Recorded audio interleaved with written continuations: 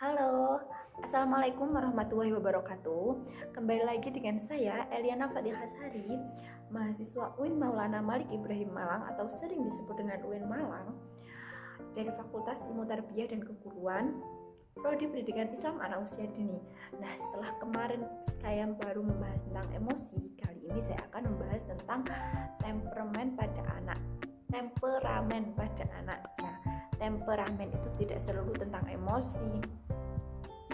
Mungkin saat baru saja mendengar kata temperamen pada anak, kalian langsung berpikir mengenai anak yang gampang marah dan sangat mudah tersinggung. Namun, dalam dunia psikologi, temperamen tidak selalu seputar emosi. Ada banyak jenis temperamen yang perlu kita pahami, sehingga kedepannya kita akan bisa lebih tahu bagaimana cara yang tepat untuk menghadapi perilaku si kecil. Secara umum, temperamen bisa diartikan sebagai perbedaan perilaku dan emosi yang ditunjukkan oleh seseorang ketika ia merespon suatu hal. Temperamen bisa dibilang sebagai karakter diri seseorang yang terbentuk sejak lahir. Maka secara khusus, temperamen pada anak merupakan sebuah gambaran bagaimana ia memahami dan menyikapi berbagai hal yang ada di sekelilingnya. Hal tersebut juga selaras dengan penjelasan psikolog anak Shakshia Aulia Prima melalui akun Instagram pribadinya. Ia menjelaskan bahwa temperamen juga kerap dianggap sebagai gaya personal atau personal style, sering disebut sebagai kalimat personal style. Anak yang mempengaruhi perilaku dan cara dia berinteraksi dalam keseharian. Tidak dapat dipungkiri, temperamen pada anak bisa dipengaruhi oleh faktor internal. Selain genetika, faktor internal dalam kurung atau genetik. Selain genetika, temperamen anak juga biasanya dipengaruhi atau berhubungan dengan beberapa hal eksternal atau lingkungan. Seperti pertama, ada depresi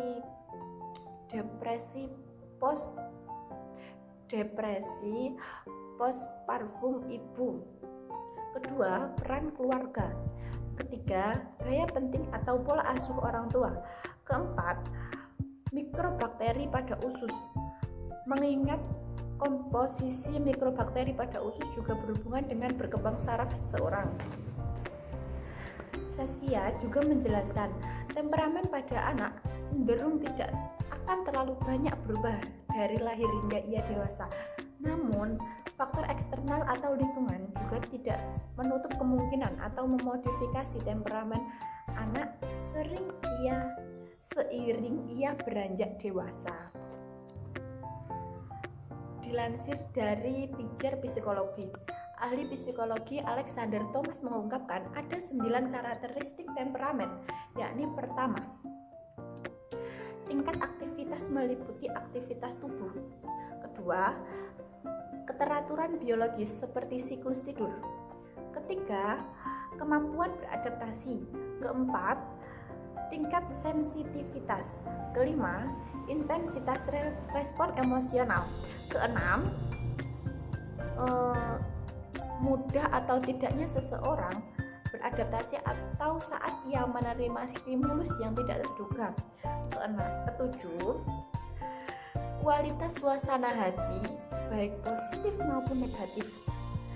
8. Bagaimana anak menanggapi 8. Bagaimana anak menghadapi kesulitan yang dihadapi. 9 yakni yang terakhir, yakni perhatian terhadap suatu aktivitas yang tengah dilakukan. Lebih lanjutnya lagi, Thomas bersama psikolog anak juga mengklarifikasi 3 tipe dasar temperamen pada anak. Di antaranya adalah pertama, easy kill, 2, difficult kill, 3, slow to warm up kill. Pertama yakni Ezekiel termasuk anak yang memiliki suasana hati yang positif. Ia cenderung mudah beradaptasi dengan lingkungan yang baru.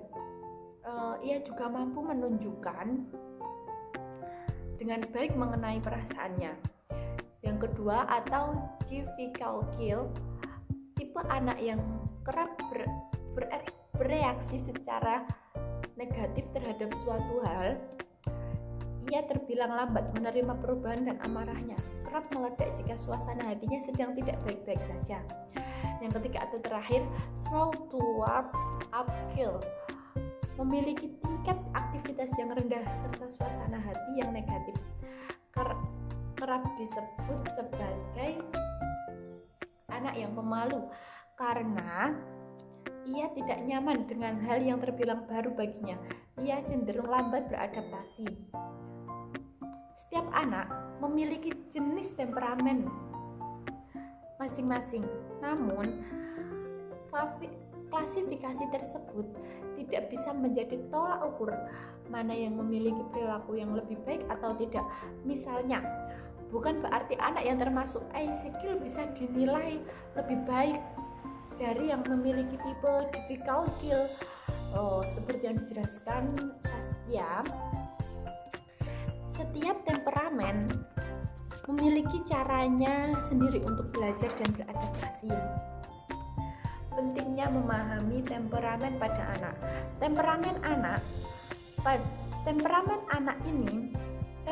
pada anak ini perlu dikenali sejak dini oleh orang tua. Pasalnya, seperti yang dipaparkan oleh Saskia mengenai temperamen pada anak juga dapat membantu orang tua dalam mengarahkan anak di masa mendatang. Dengan mengamati perilaku tersebut, orang tua juga secara tidak langsung bisa membantu anak untuk beradaptasi dan membuat dirinya lebih percaya diri. Jadi, tujuan utamanya bukan mengubah temperamen pada anak, namun justru agar kita bisa membantu anak memanfaatkan temperamen yang ia miliki. Ungkap perempuan yang juga merupakan CEO founder 3 generasi tersebut. Ada juga manfaat memahami temperamen pada anak.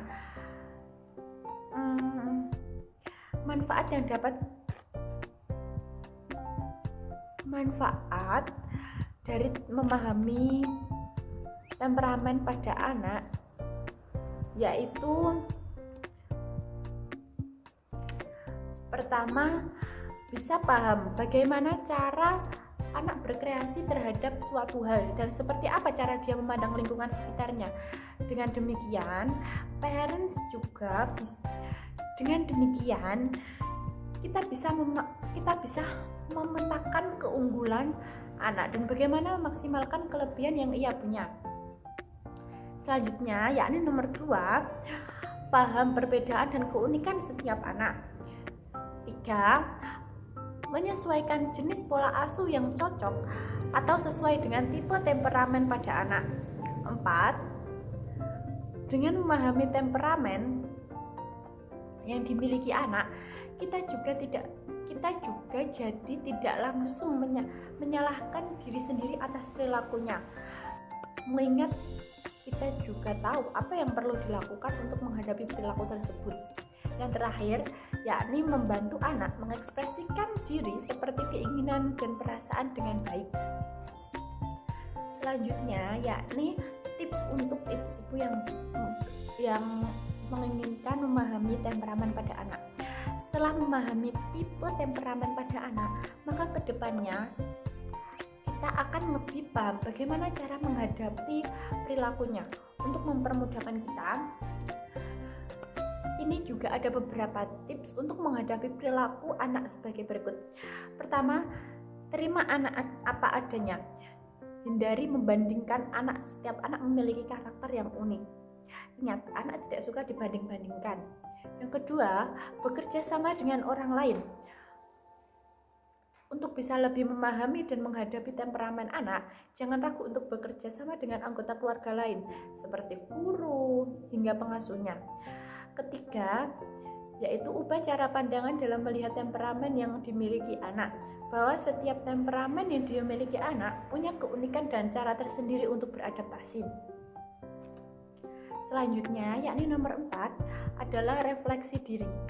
Kita juga mulai dengan memahami diri sendiri terlebih dahulu agar bisa membantu bagaimana kita memahami dengan temperamen yang dimiliki oleh anak.